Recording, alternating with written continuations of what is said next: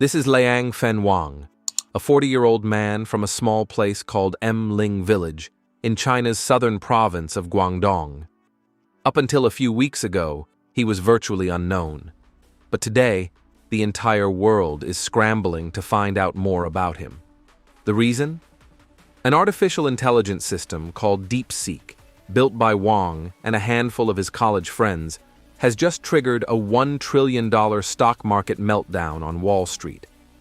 In a matter of days, his name spread across the global tech community like wildfire. How could this happen? How did a man seemingly appear from nowhere and suddenly rival the most powerful technology corporations in the United States? Even more shocking, he did it cheaper, faster, and, at least for now, for free. This single event shifted the balance of power in the global AI race, and Wang became an overnight hero in China. When he returned to his hometown for Chinese New Year, the village celebrated him with banners, music, and fireworks. As one of his childhood friends told the Financial Times, "We all grew up in the same village. We're very proud of him."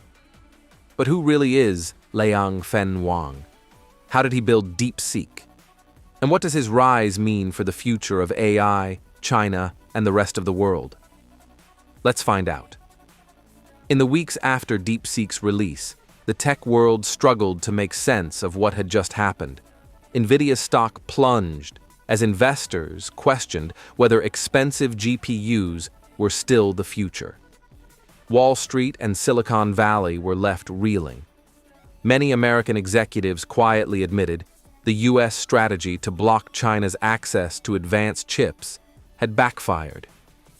Theories began to swirl about Wang himself. Was he a lone genius? A front for the Chinese government? A mad scientist? Or just a different kind of entrepreneur who played by his own rules?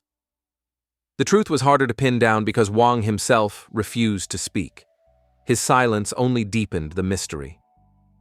Wang was born in 1985, the son of two primary school teachers. Growing up in rural Guangdong, he witnessed a country in transition. China was shifting from state-planned jobs to free market capitalism. Everyone around him was hustling to start small businesses, and parents pushed their children to excel in school. And excel he did. Wang's teachers recall him as a standout student, especially gifted in mathematics. In 2002, at just 17 years old, he entered Jiang University, one of China's top schools, also known as the birthplace of giants like Alibaba. He majored in electronic information engineering. Everything seemed fairly typical until the 2007 financial crisis. While most people panicked, Wang became fascinated.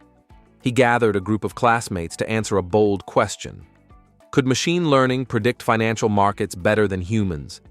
To their surprise, they discovered patterns that traditional traders had missed. Soon, they were making millions. But Wang wasn't just chasing money. He returned to academia, earning a master's degree in information and communication engineering. His dissertation? Tracking moving objects using cheap cameras. The theme of his career was already clear: finding low-cost ways to create powerful tools. By 2010, Wang had fully entered the world of finance. He started as a freelancer, building trading systems, before founding his own hedge fund in 2015 at just 30 years old. The fund was called High Flyer Capital, and it did something radical. It used deep learning models in live trading. This was cutting edge. At the time, deep neural networks were mostly used in computer vision, not finance. But Wang saw potential. High Flyer grew into one of China's big four quantitative trading firms, managing billions in assets. Unlike other managers, Wang personally coded every day. A rival fund manager described him as a true engineer. While we manage people and funds, he writes the algorithms. But then, at the peak of success, Wang shocked everyone. He walked away. By 2023, Wang announced that High Flyer would pivot completely. Its new mission? To pursue artificial general intelligence, or AGI, AI, capable of human-level reasoning across tasks. At first, this sounded impossible. Training foundation models already required billions of dollars and vast infrastructure, something only companies like Google, Meta, and OpenAI could afford. But Wang was undeterred. He bought thousands of NVIDIA A100 GPUs and built his own research lab. When the US restricted GPU exports to China, everyone assumed that was the end. Instead, Wang saw opportunity. He re-engineered training methods to use far fewer GPUs, lowering costs dramatically. That breakthrough became the foundation of DeepSeek. Unlike Silicon Valley, Wang's company was structured from the bottom up. Instead of chasing elite engineers from around the world, he hired self-taught bookworms, people with no formal degrees, but an obsession with solving problems. Why? In his view, experts were often trapped in conventional thinking. Fresh minds, he believed, could be more innovative. Another major difference was open-source philosophy. While OpenAI moved to closed models, Wang released DeepSeek's work freely. He argued that open access accelerates progress and attracts talent. As he put it, for technologists, being followed is rewarding. Giving back is an honor. This decision sparked heated debate. Critics warned US companies could simply copy the improvements. But for Wang, it was never about profit. It was about proving that China could innovate, not just imitate. The release of DeepSeek hit Silicon Valley like an earthquake. Suddenly, the US no longer held a monopoly on cutting-edge AI. Investors questioned their assumptions, governments panicked about national security, tech giants were forced to rethink strategies overnight. Meanwhile, Wang himself stayed quiet. He rarely gave interviews, never boasted, and avoided the spotlight. But the Chinese government took notice. Within months, he was appointed as China's national AI leader, meeting directly with top officials.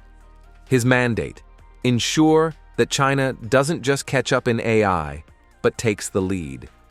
This raises important questions. Is Wang truly a maverick, sticking to his ideals of innovation over profit?